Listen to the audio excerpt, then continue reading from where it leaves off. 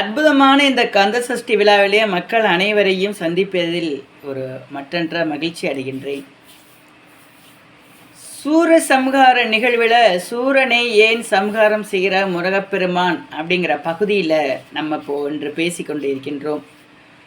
அப்படிப்பட்ட இந்த சூர சம்ஹார நிகழ்வில் இந்த சூர சம்ஹார நிகழ்வை ஏற்படுத்திய அசுரகுட தலைவன் சூரபத்மன், அவருக்கு 2 தம்பிக, தாரகன், சிங்கமுகன் அப்படின்ட்டு சகோதரி அஜமுகி. இந்த 4 பேரோட சூழ்ச்சியின் விளைவாக தோன்றியது சூரசம்ஹாரம். சூரபத்மன் ஈஸ்வரன்ட்ட வரம் இருந்து சாகா வரம் பெற்று இது பண்ணுறாரு. வரம் பெற்ற திமிரில் வரத்தை தவறாக பயன்படுத்தி தேவர்களையும் அமரர்களையும் அத்தனை பேர்களையும் கொடுமைப்படுத்தி துன்புறுத்தி பார்க்குறது இந்த சூரபத்மனுக்கு ரொம்ப பிடிக்கும். அப்படி தேவர்களை துன்புறுத்தி கொடுமை செய்து சிறையில் அடிச்சிட்டார். யார்? அக்னி, வருணன், வாயு, அமரகுல தலைவர் அத்தனை பேர்களையுமே சிறையில் பிடிச்சி போட்டார் சூரபத்மன், வெண்டுட்டார். ஸோ இப்போ இந்த செய்தி யாருக்கு போகுது? அவர் தங்கச்சி அஜமுகி போகுது.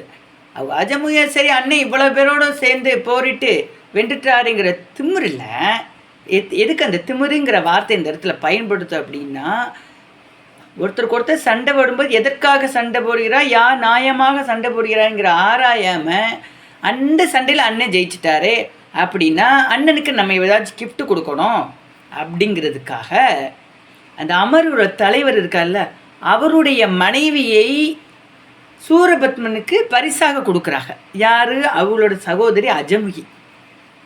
அப்போது அஜமுகி என்ன பண்ணுறாங்க, என்னோட கணவரை இது தேவர்கள் வாயு, வருணன், அமரகுல தலைவர் அத்தனை பேரையும் சிறையில் விட்டுட்டாங்க, அவருக்கு எப்போ மோட்சம் கிடைக்க போகுது, அவர் எப்போ விடுதலை பெறுவாங்க அப்படின்னு ஈஸ்வரன்ட்ட தவம் இருக்கிறாங்க, பூஜை பண்ணி சாமி கும்பிட்டு இருக்காங்க. அந்த நேரத்தில் அஜமுகி போய் இல்லை இதோன்னு கூடாது, சாமி மட்டும்லாம் போகல, முறை நீ கிளம்பி வா அப்படின்ட்டுறார். இதெல்லாம் வரமாட்டேன் பண்ண மாட்டேன், 2 பேருக்கும் ஆர்குமெண்ட்ஸ் நிறைய நடக்குது. அப்படிங்கல இல்லை, ஒரு கட்டத்துக்கு போனோட்டி ஒரு கட்டத்தில் போகிறாங்க, 2 பேருக்கும் வாக்குவாதங்கள் அதிகமாயிருச்சு. அப்படிப்பட்டும்போது அஜமுகி இந்திராணியின் கையை பிடிச்சிருக்கிறாங்க. இந்திராணி யார் அப்படின்னா அமர்குல தலைவியின் மனைவி இந்திராணி. அப்போ அந்த நேரத்தில் காலன் தோன்றார். யார்? மகா காலன் தோன்றான். எப்போவுமே பார்த்தீங்கன்னா எல்லாருக்கும் மனிதர்களோ தேவர்களோ யாராக இருந்தாலும் அவரவருக்கு ஒரு காவலன் நியமிக்கப்படுவது நியதி. எப்படின்னா தேவர்களுக்கு மகா காலன் இருப்பாங்க, மனிதருக்கு காலன் அப்படின்னு இருப்பாங்க. இந்த காலன் எப்படின்னா நம்மளுடைய கண்களுக்கு தெரியாது, மானிட பிறவின் கண்களுக்கு தெரியாது.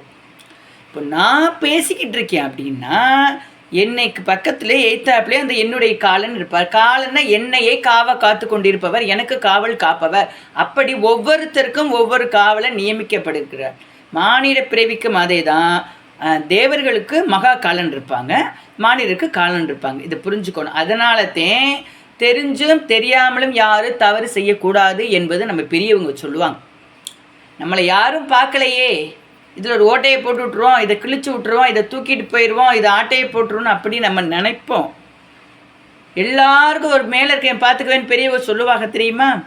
அதே போல தான் மேலே இருக்கிறவங்கள நம்ம பக்கத்தில் எய்த்தாப்பில் ஒருத்தர் இருப்பார், காலன் அப்படின்ட்டு.